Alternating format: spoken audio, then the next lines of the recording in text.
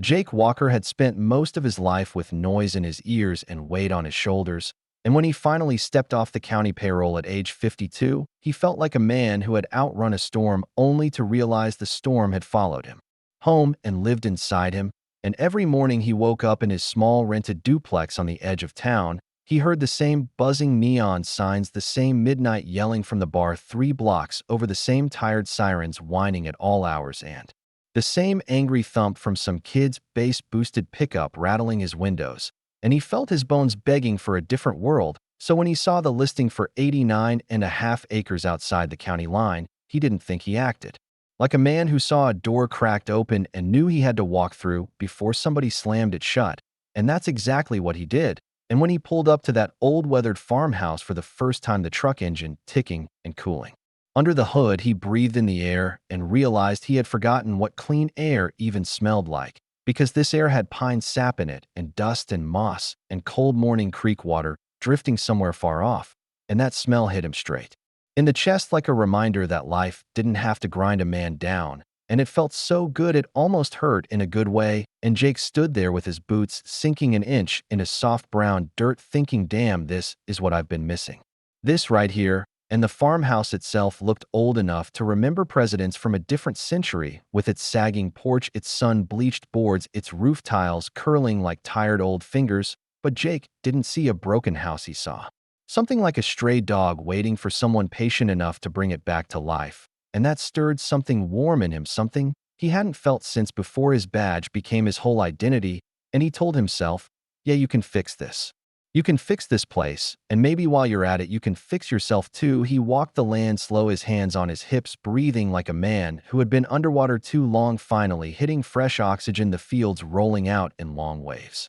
Like someone had laid a green and gold blanket across the world, the fences leaning like old men waiting for a break, the pond choked with algae and weeds, and the barns looking like they might slump to one side if a stiff wind even thought about blowing. And Jake loved every inch of it because it was honest land, nothing shiny, nothing fake, nothing polished to impress some realtor. And he ran a hand across a split fence post, feeling splinters bite gently into his skin, and he whispered to himself, this is good, real good. And when he signed the final paperwork a week later, the county clerk asked him if he planned on flipping the property or leasing it, and he just chuckled and said, nope, I'm planning on outliving the damn roof. And she laughed like she didn't believe him, but Jake meant every word, because that land wasn't a project for him. It was a promise. The first night he slept there, he didn't even unpack the bed frame. He just threw a mattress down in the middle of the old master bedroom and laid there listening to the quiet. And at first the quiet scared him, because 25 years of police work had taught him that quiet meant something bad was about to jump out of the dark. But after a few minutes, he realized the quiet here wasn't the same shape as city quiet. This quiet wasn't sharp or suspenseful. This quiet was soft, like a blanket laid across his shoulders, and his heartbeat slowed, and for the first time in maybe a decade he slept without waking up in a sweat or jolting upright, because he dreamed he was back on the roadside pulling some kid out of a crushed sedan. And when he woke up next morning, sunlight was pouring through the warped window glass, and birds he had never heard before were yelling at each other in the trees. And he sat up feeling rested like a real human being, not a worn-out machine. Breakfast that morning was simple: eggs, bacon, toast, coffee strong enough to stand a spoon in, and Jake ate it sitting on the porch, listening to cicadas tuning up for the day like they were playing some wild nature orchestra just for him. And Ranger, his old hound dog, wandered around sniffing corners like he was checking if this new place was good enough to call home. And after a minute, even the hound sat down on the top step with a long dog sigh, like, yeah, buddy, this place ain't half bad. And Jake laughed into his coffee, because everything just felt right for once, and that warm, right feeling stuck in his chest all day as he walked the property, thinking about what to fix first. And he started patching up the porch, tightening screws that had rusted out years ago, sanding down the railing where old paint peeled off like sunburned skin, and every little fix felt like gluing pieces of himself back together. Over the next few weeks, Jake fell into a rhythm that soothed him more than any therapy session or doctor visit ever had, because he got up with the sun, cooked his breakfast, fed the animals that came with the property, a handful of stubborn goats and a lazy pony who looked at him like he owed it rent, and then spent the rest of the day rebuilding something, fixing something, clearing something, and each nail he hammered into old wood felt like he was hammering stress out of his own bones. and every time he dug a post hole and set a new fence line, he felt grounded, literally grounded, like his hands were in the dirt, and the dirt was telling him, hey man, you don't have to run anymore, you're safe here. His favorite spot fast became the porch swing, even though one of the chains creaked every time he leaned back, and every evening he sat there with dinner on his lap, watching the sky bleed pink and orange over the tree line, and he would think about all the things he used to see on night shift, the fights, the arrests, the tragedies, the moments where he wished he could go home and wash the whole world off him, but couldn't, and he'd breathe into the quiet and feel it settle inside him like medicine, and he'd mutter, yeah, this is how I'm supposed to live, not chasing drunk guys down alleys, not filling out reports until sunrise, not waiting for the next call to wreck me. This is it right here. And even though Jake didn't say it out loud, he hoped the land would keep its peace forever, because it felt like he finally crawled out of the dark into something bright, something soft, something safe, and he believed, maybe foolishly, that nothing and nobody could mess with that, because who the hell would come all the way out here to bother one retired man and his half-broken farm? Jake had no idea, yet that trouble doesn't always come stomping up the driveway. Sometimes trouble moves slow and quiet, like fog sliding through trees, or like a lie whispered in the wrong ear, and Jake didn't know yet that far on the next ridge men in suits were already pointing at maps and shaping plans that cut straight across his land like he wasn't even there, and he didn't know that the quiet he loved so much was already changing, already cracking in places he couldn't see yet, because trouble was creeping toward him in little tiny steps, wearing clean khaki pants and shiny name badges, and carrying clipboards and rules nobody asked for, and the silence he bought with his savings and his hope was about to meet something ugly, something nosy and unwelcome, something with 3 letters that every countryman hates to hear: HOA. And the land around him seemed to know it before he did, because some mornings the air felt heavier, and Ranger growled at the empty tree line for reasons Jake couldn't figure out, and the birds fell silent at strange times of day, like the land was holding its breath, waiting for something mean to show up. But Jake didn't catch those signs at first, because he was too busy rebuilding himself right alongside his barns and fences, and he walked the fields with a lighter step every day, believing the world had finally given him space, peace, quiet, and a chance to breathe, and he had no clue that soon enough that quiet would get shattered, not by storms, not by wild animals, not by anything natural, but by something man-made, something organized, something smug and shiny that came rolling down the road in matching uniforms and matching smiles, something that believed it had power over land it didn't own and people it didn't know, and Jake had no clue that the day would come soon when he'd stand on that same porch swing, hear a strange buzzing sound from the sky, look up, and see a drone staring straight through his bedroom window, scanning his house like he was a suspect and not a man trying to put his life back together. But for now, in this moment, in this chapter, Jake Walker sat on his old wooden porch, sipping hot coffee, watching morning mist lift off the fields he loved, and he whispered to himself with a tired smile, I bought quiet, and I ain't giving it up. Jake Walker noticed the trouble long before he admitted it to himself, even though he kept telling Ranger the old hound that everything was fine, but animals know things before people do, and that dog kept lifting his head toward the northern ridge at odd hours, like he smelled something sour drifting on the wind, and Jake would pat him on the side and say, relax buddy, nothing out here but trees and air, but he felt a weird tightening in his gut that didn't match the peaceful mornings he had grown used to, and the very first real sign didn't show up as a person arguing or yelling or knocking on his door. It came as a sound on a Monday morning that sounded completely wrong for the middle of the countryside, because it wasn't birds calling or creek water splashing or the usual tractor engines from distant farms. It was something sharper, faster, meaner, like a swarm of mechanical hornets chewing through steel, and Jake stepped onto his porch boots, unlaced, coffee steaming in his hand, and heard that noise travel across the ridge like something hungry waking up. He set the mug down and walked across the yard, the grass still damp enough to soak through his socks, and he squinted up toward the far hill, and when he reached the corner of the old barn, he finally saw it, a wide, bald scar carved straight into the land, where beautiful forest used to stand, with big yellow dozers crawling over the earth like giant beetles, and contractors waving their arms at each other, and trucks reversing with their backup alarms whining across the valley. And Jake muttered something under his breath, because this wasn't small-time land work, this was city-level development, and everything about it smelled like expensive trouble. And a whole row of half-framed houses stood on the ridge line like cardboard cutouts, each one a clone of the last, with identical roof angles, identical driveways, identical windows, staring blank and empty across the valley and right at the front. Entrance, a tall wooden sign, stood like some kind of kingdom gate carved with big fancy letters that read Silver Creek, Preserve, all classy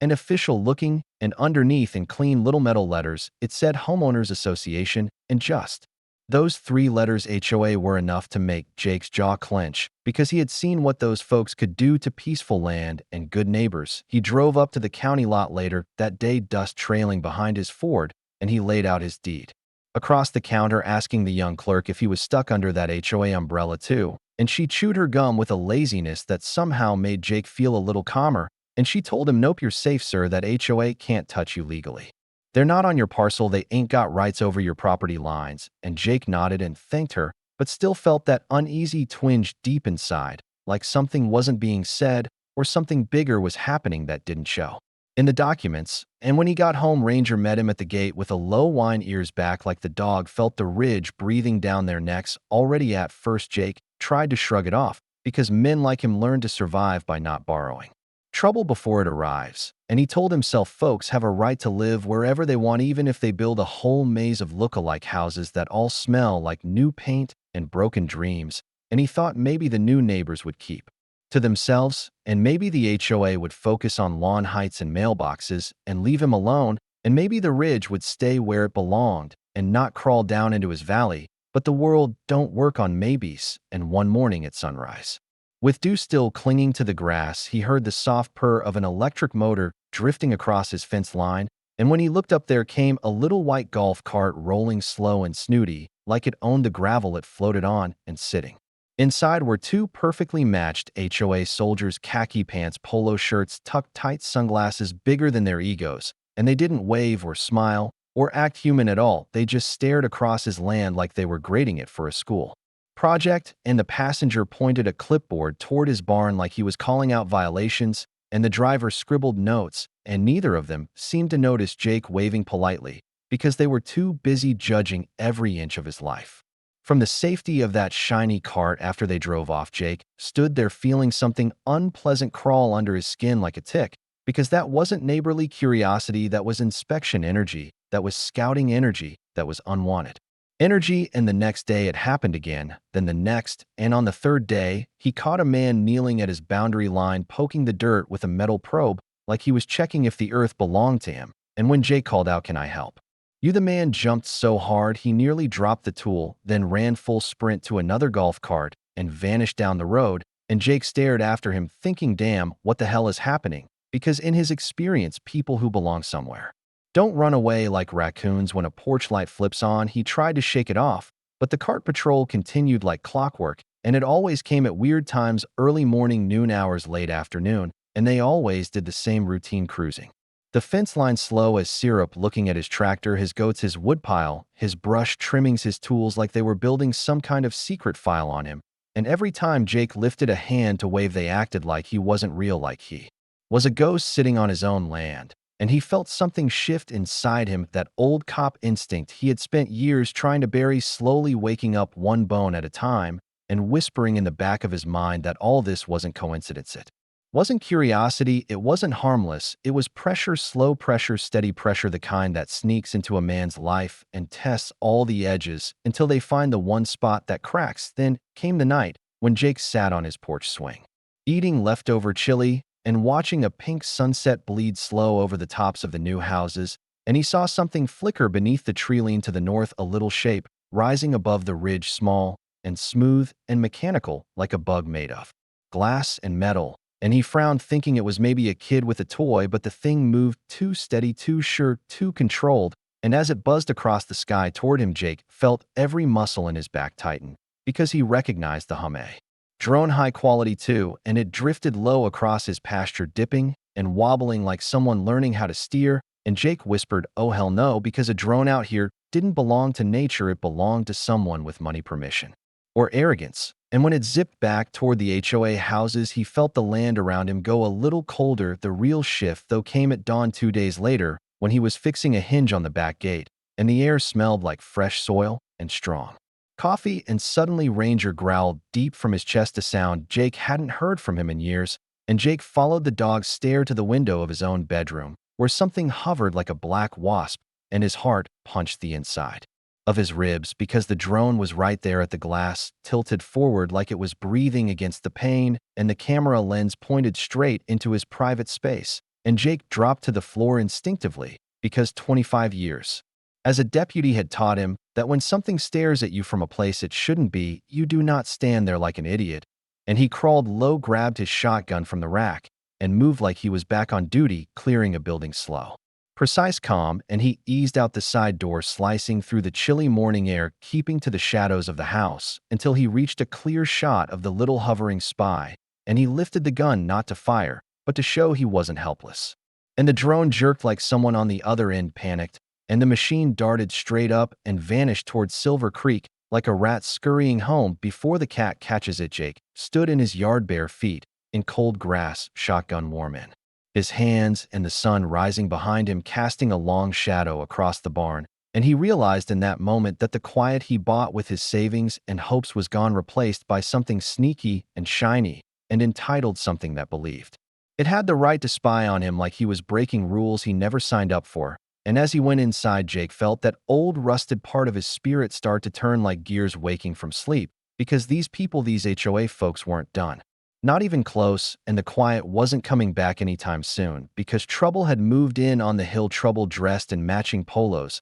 and riding little white golf carts, and flying illegal drones, and somewhere up there someone believed they had a claim to his land, and Jake Walker knew right then and there that whatever was coming he would meet it head on, because he didn't survive 25 years of chaos just to get steamrolled by a bunch of clipboard cowboys. Jake Walker tried like hell to pretend the weird things happening around his land were just coincidences, because a man who finally found peace will bargain with the universe to keep it, but deep down he knew the truth the way an old hound knows. A storm before the clouds show, and every little thing that happened in the days after the bedroom drone made Jake feel like the quiet world he built was slowly cracking at the edges, and none of it cracked loud enough for him to call it danger. At first, it was small, strange, almost laughable stuff that shouldn't matter, but somehow mattered too damn much, like the way Jake would step out in the early morning light with hot coffee in hand and see footprints near the far fence where no one should have been, or how he'd hear the faint buzz of an electric motor,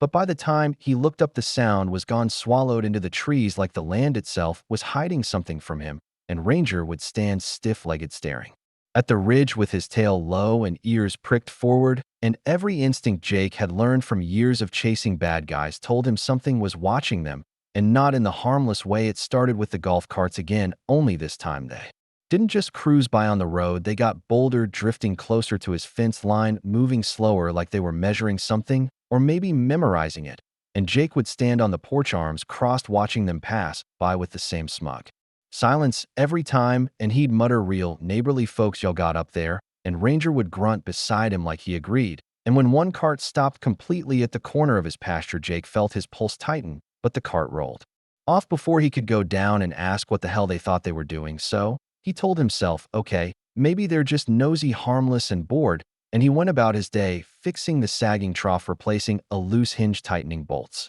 on the barn door, doing all the little chores that made his land feel like his again. But there was a heavy weight in the air that wouldn't leave. One morning, he was cutting fallen branches near the creek when he spotted something shiny between the roots of an oak, a small metal disc half buried in mud. And when he picked it up, his throat tightened, because it wasn't a coin or a toy, it was part of a drone propeller, cracked clean off, as if it had hit something hard, and Jake stood there, staring at the piece, turning it over in his fingers, thinking, damn, so they've been flying over the woods too, haven't they? And he looked up at the treetops, imagining little mechanical eyes drifting between branches like mosquitoes, but quieter, smarter, and hungrier, and he suddenly felt very watched, and not just from one direction, but all of them, the ridge, the trees, the sky. And he pocketed the broken prop piece like evidence. The weird little things kept coming like water dripping slowly under a sink, annoying, but telling you that something bigger is leaking somewhere out of sight. Because one evening Jake found tire tracks behind his barn, not big ones, not truck tracks, just narrow ones, maybe a golf cart or ATV, and they curved toward The back door like someone had driven right up to his workspace, then left when they realized he wasn't home, and Jake stared at the tracks in the fading sunlight, rubbing his jaw thinking, all right, someone's getting way too familiar, and he checked. The door, the lock, the windows, nothing broken, nothing missing, but something felt touched, disturbed, like someone had been inches from stepping inside his barn, and Jake couldn't shake the idea that whoever rode those tires wanted something more. Then a quick peek, maybe they wanted proof, maybe they wanted to plant something, maybe they were testing how close they could get without Jake catching them. Then there were the notes, one scribbled message on a white card he found tucked under a rock near his front gate, and Jake almost tossed it thinking it was a delivery pamphlet until he read the neat printed words saying, please be mindful of visual clutter visible from neighboring homes. Thank you, Silver Creek Preserve Architectural Standards Committee. And Jake felt heat shoot up his neck,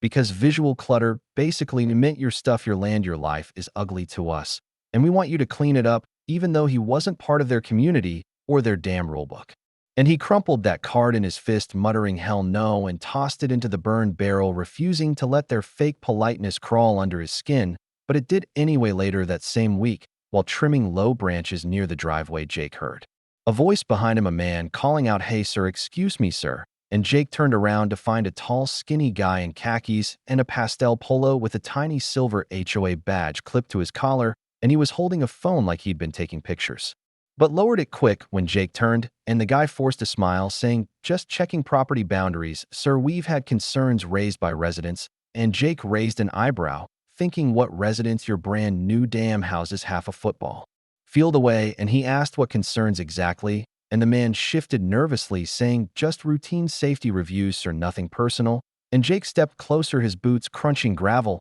and he said real slow, you're standing on my side of the line. Son, get back on yours. And the man sputtered, oh well, yes, of course, and practically tripped over his own shoes, backing away, and he scurried to a waiting golf cart and vanished just like the others. The weirdest part, though, the part that sat in Jake's mind like a ticking clock, came one night when he was closing the shutters before bed and noticed a faint reflection in the kitchen window, a tiny blinking red light, not big, not bright, just a soft flickering, about 20 yards out in the dark woods, and Jake froze staring at it, feeling his breath push slow and heavy in his chest, and he turned off the kitchen light, leaned forward, pressing his forehead close to the glass to get a clearer look, and there it was, something with a red diode, pulsing steady behind a tree low to the ground like a trail camera, maybe, except it wasn't his, because he knew where every single one of his cameras were, and this one wasn't on his list, and Jake's skin prickled because this meant someone else placed something on his land, something watching him, and the whole house suddenly felt small, too exposed. He grabbed a flashlight and stepped onto the porch, Ranger at his heel, the night air cool enough to cut through his shirt, and he approached the blinking light slowly, carefully, like he was creeping up on a rattlesnake. But when he reached the tree, the light blinked off, leaving Jake staring at nothing, and he swept the beam across the ground, across the bark, across the underbrush. But there was nothing, no device, no cable, no lens, nothing at all. And Jake stood there breathing hard because he knew he didn't imagine it. He knew what he saw, and the fact that it disappeared meant someone took it or someone turned it off remotely. And that thought crawled across his spine like an ice-cold finger. He walked back to the house faster than he intended and locked the door behind him, even though he hated the feeling of being locked inside. And Ranger paced the living room, whining low and unsettled, and Jake leaned on the counter, gripping the edge tight, thinking, all right, this ain't nothing, this ain't harmless, this is someone pushing their way in small steps, testing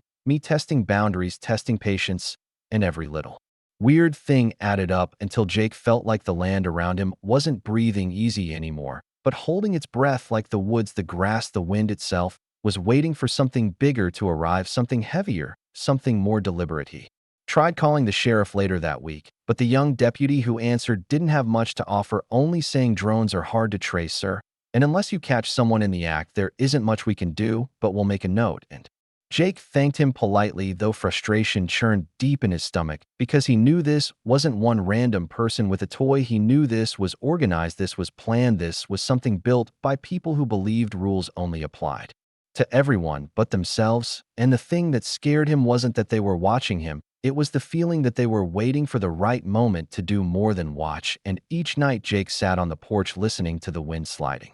Through the grass, he felt the tension coil tighter, just a little every time, like a rope being pulled, invisible hands yanking slow and steady, and he knew the weird little things weren't little anymore. They were signs, warnings, tremors before. An earthquake, and the quiet he once loved was no longer peaceful. It was the kind of quiet a forest makes before a predator steps into the clearing, and Jake Walker wasn't the kind of man to run, but he was smart enough to know that something big was coming, and he'd better be damn ready for it. Jake Walker woke before the alarm that morning, not because he heard anything loud, but because his body jolted awake the way a soldier wakes when the air changes, and he had learned long ago to trust that feeling even if he didn't understand it, because sometimes a man's instincts shout louder than any siren, and Jake lay there in the half-dark listening to the slow creak of the old farmhouse and the soft snoring of Ranger at the foot of the bed, and for a moment, he thought maybe it was nothing, just another restless night,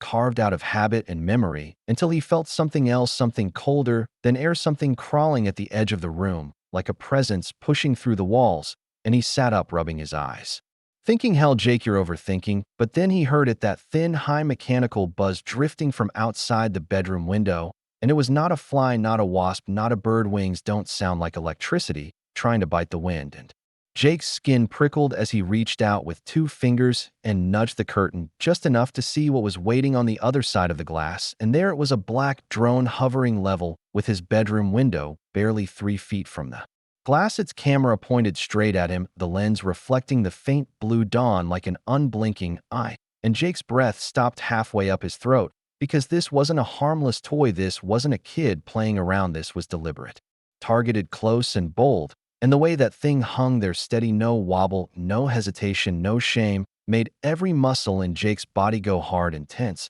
because someone was controlling it with intention, and Jake didn't freeze long, maybe half a second before old training kicked in, and he rolled off the bed, hitting the floor with the silent smoothness of a man who had spent years making himself small behind walls and cars and corners, and Ranger jumped up, growling deep and low like thunder muffled in a cave, and Jake whispered, "Hush, buddy," as he slid along the floor, keeping low, because he damn sure wasn't about to stand up and become the centerfold in some creep surveillance footage. He moved down the hall, grabbed the shotgun from the rack, because that gun had become less a tool and more an old friend in moments like this, and he eased out the side door barefoot in cold, dew-covered grass, breathing as quiet as he could, and he felt the land around him alive with warning, like every blade of grass was whispering, "Jake, something ain't right," and he hugged the siding of the house, creeping around the corner with slow, steady steps until he had a clear line to the window, and there the drone still hovered like it owned the entire sky, its little rotors spinning fast enough to sound like angry bees, and Jake didn't raise the gun to shoot,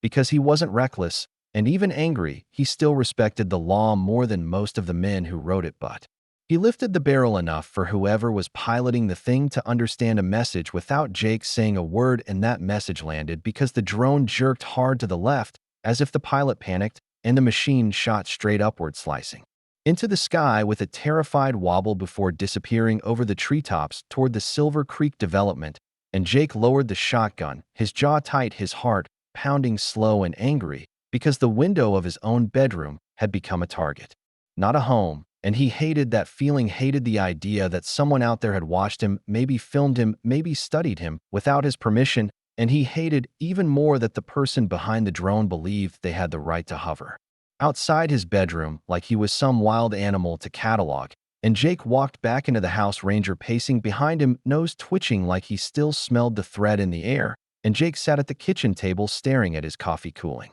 fast, and he felt something inside him shift, not panic, not fear, more like a line drawn in the dirt, because the people on that ridge had stepped out of their golf carts and across an invisible boundary, one that had nothing to do with fences and everything to do with decency and respect. And Jake muttered to himself, low and sharp, saying, "All right, y'all want to play games, we'll play, but not on your terms." And he picked up his phone, dialing the sheriff's office, because he still believed in reporting things, even if half the time it didn't change much, and the young deputy who answered sounded half asleep or half fed up. Jake couldn't tell which, and when Jake explained what happened, the deputy said something like, "Well, sir, drones are real hard to trace, and unless you got proof the drone belonged to someone, we can't do much, but we'll note it." And Jake gripped the phone harder than he meant to, because he knew that answer was coming, but it still dug under his skin, and he thanked the deputy anyway because he wasn't the type to take anger out on someone doing their job. But inside, he felt something simmer unstable, and slow he hung up, walked to the window, looked at the glass still fogged from his breath earlier. And he imagined the camera lens inches away, capturing the inside of his room, the bed, the wall, the framed photo of his late sister, the nightstand, where he kept his watch. And he felt violated in a way he hadn't felt since his early years on the force when a suspect smashed through a window and nearly took his partner's life. And Jake shook that memory out of his head because he didn't need ghosts right now. He needed clarity, he needed control, and he needed cameras, real ones, his own. Ones that didn't blink off or vanish into the night. And he grabbed his keys, drove half an hour to town, and bought every trail camera the hardware store had in stock, the clerk giving him a funny look as he placed the stack on the counter. But Jake just said deer are bold this year, and the clerk shrugged because folks in rural towns hear stranger things before breakfast back home. He mounted cameras around the barn, the pasture, the driveway, the pond, even the tree line facing the HOA ridge. And he wired a small motion sensor system by the bedroom window, customizing it the way old deputies know how to rig things: quiet, simple, and effective. And as he worked, he felt a strange focus settle over him, like the land was no longer a peaceful retirement project, but a perimeter to defend. And every nail, every cable, every mount felt like armor. And he muttered to himself that if someone wanted to spy, they'd get recorded right back, and he'd make sure of it, because if the sheriff needed proof, then Jake Walker was damn. While going to collect proof by late afternoon, he sat on the porch, swing tools still scattered near his boots, Ranger lying beside him, head resting on Jake's shoe, and the sun dipping behind the ridge, painting the sky orange and gold. And Jake listened hard to the evening sounds, the crickets, the wind, the soft croak of a frog down by the pond. And beneath all that, he felt tension, like the land was holding its breath, like it knew the ridge wasn't done, not even close. And Jake leaned back, thinking about that drone hovering inches from his window, the nerve, the audacity, the danger of it. And he clenched his jaw because he remembered every domestic call he ever responded to, every creeping escalation,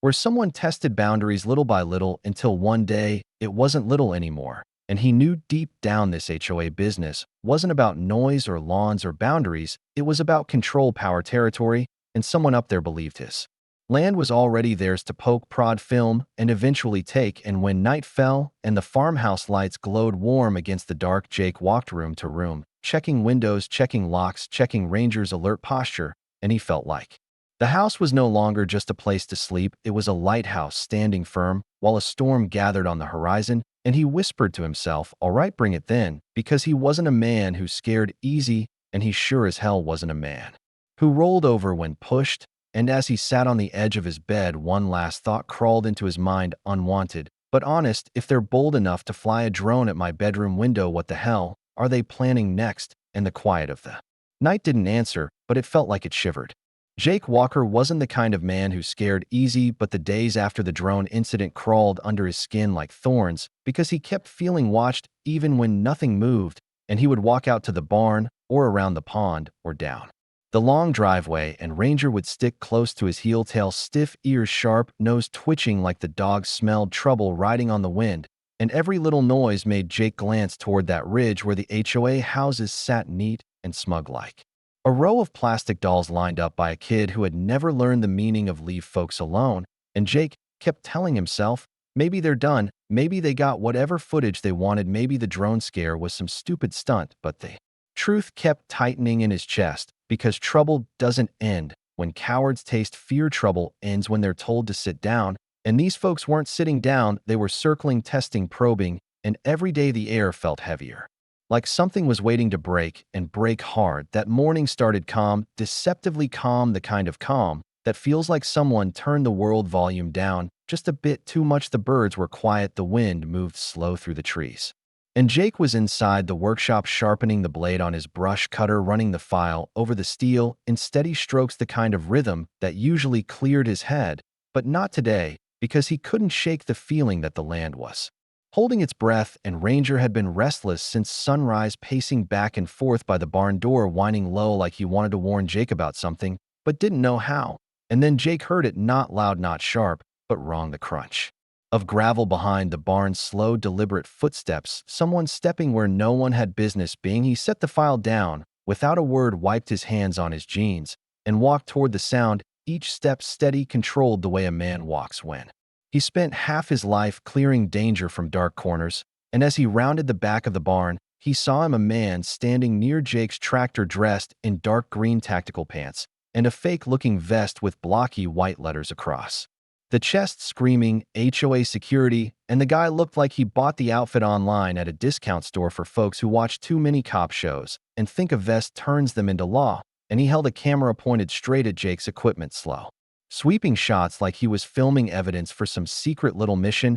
and Jake felt heat flare in his stomach, not fear, but anger rooted deep in the insult of it, because this wasn't a drone sneaking in the dark, this was a man standing bold on his land, pretending authority that wasn't his. Jake called out calm as a winter morning, "Hey partner, you lost." And the man jerked slightly, then squared his shoulders, trying to look official, even though his hands shook just enough for Jake to notice, and he said, "Sir, we're conducting a perimeter safety inspection." And Jake raised an eyebrow, thinking, perimeter of what? This is my damn yard. And the guy kept going, reading off some script someone had drilled into him, saying visible hazards and resident safety and structural concerns. Like the man thought fancy words could hide the trespass. Jake saw clear as day, and Jake took one slow step closer, looking the man dead in the face, and said real quiet, "This is private land, son, and you're trespassing." And the man blinked fast, like his brain hit a loading screen, because he wasn't expecting pushback, and he lifted his radio, babbling, "A patrol unit 3 to base, subject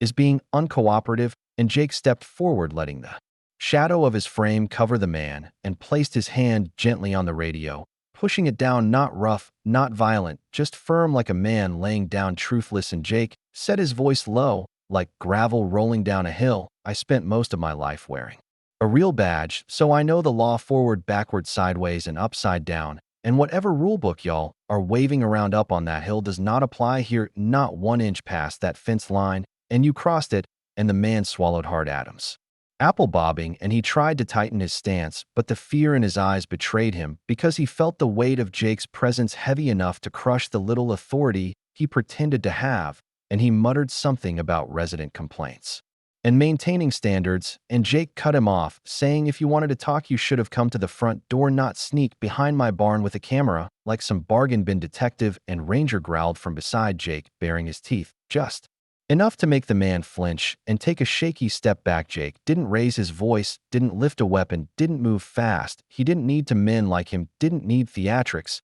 They carried authority in their stance, in their eyes, in the controlled breathing of someone who'd seen real danger, not pretend danger. And the man's facade cracked completely, and he blurted out, "Look, I'm just following instructions, ma'am. Klein told us to document everything. She said you've got potential hazards, and we need to build a file." And Jake felt the anger in his chest sharpen, because Klein, whoever she was, had decided Jake was a problem without ever meeting him, and now she was sending her little foot soldiers to poke around like they had the right. Jake pointed toward the fence line with a slow tilt of his head and said, "You're going to leave now, and you're going to walk straight to your little cart, and you're going to drive back up that hill without stepping 1 more inch on my soil." And the man's voice cracked as he stammered, "We will be back with authorization, sir." And Jake stepped even closer, enough that the man had to tilt his head up, and he said, "Authorization? Huh, bring me a warrant, and I'll make coffee. But if you show up again with that fake vest and entitled attitude, I'll bring the sheriff, and he won't be half as patient as I'm being right now." And it was the truth, and the man believed it,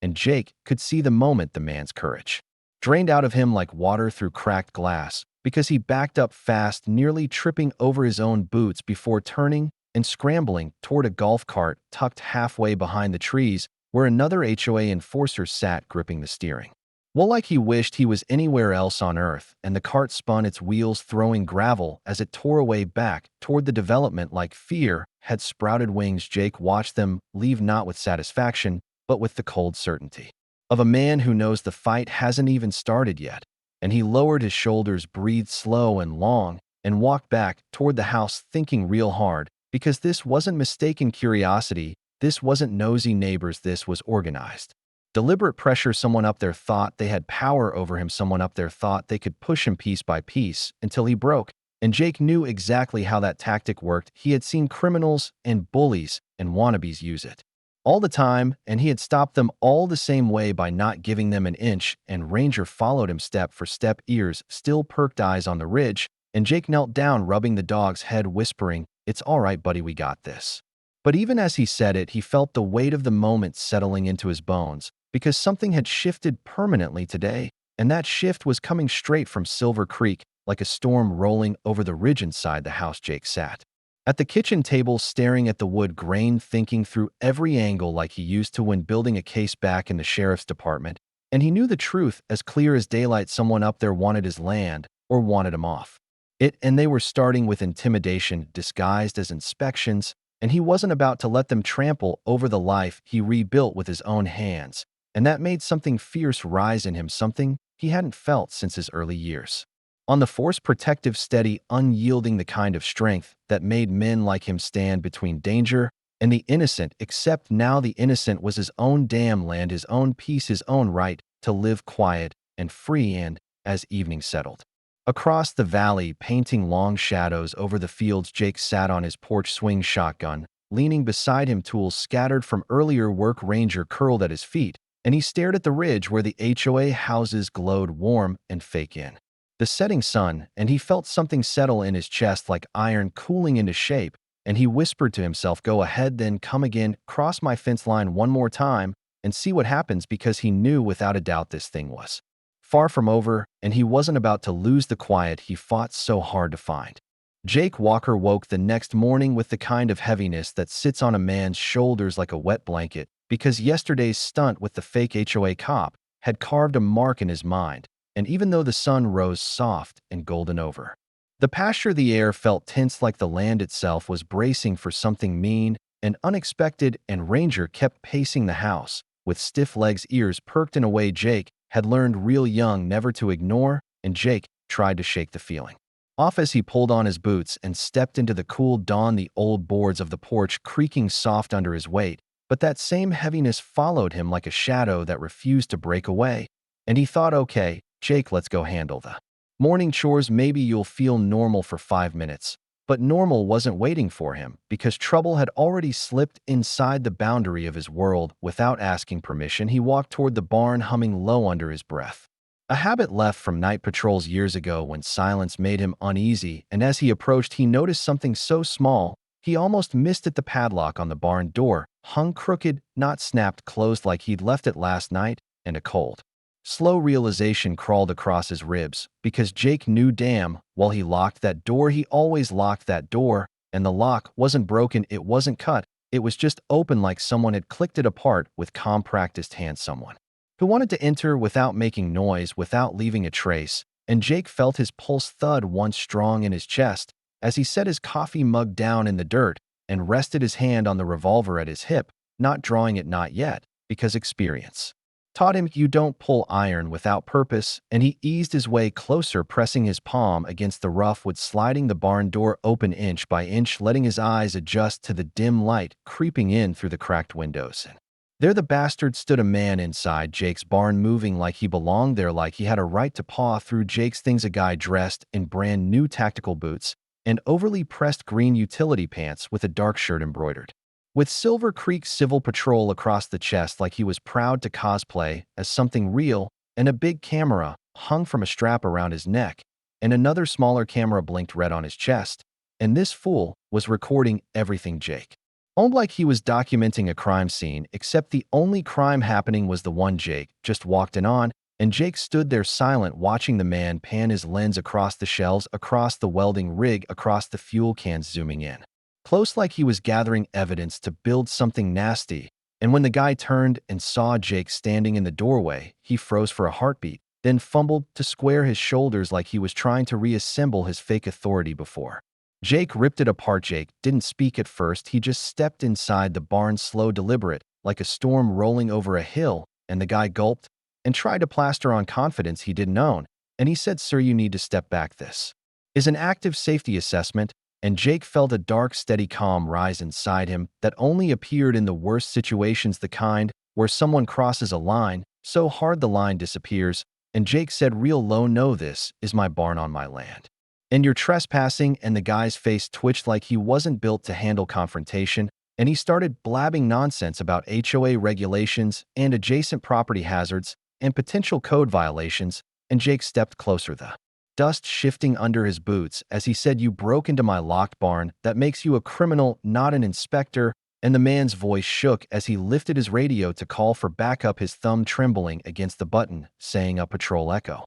Today's subject is confrontational, and before he could finish, Jake reached out, not fast, not violent, just firm, and pushed the radio down with 2 fingers, because sometimes quiet pressure is louder than yelling, and the man's eyes widened like Jake had just unplugged his bravery. "Listen to me," Jake said in a tone cold enough to freeze the hinges on the door. "I wore a real badge for over 20 years. I know what the law is and what the law ain't, and right now you are so far outside it. You might as well be on Mars." And the man tried to respond, but the words came out thin, pathetic, and when Jake took another step forward, the guy backed up 1 step, then 2, then tripped slightly on a coil of hose, and Jake almost felt sorry for the fool, almost, but not enough to ignore the fact that this man had been ordered to break into his barn, film his tools, record his property, and probably pin something on him later, and Jake could see it clear as sunrise. This wasn't curiosity. This wasn't boredom. This was an assignment. And the guy finally cracked, blurting out, "Look, man, I'm just doing what I was told. Ms. Klein said this place needed documentation.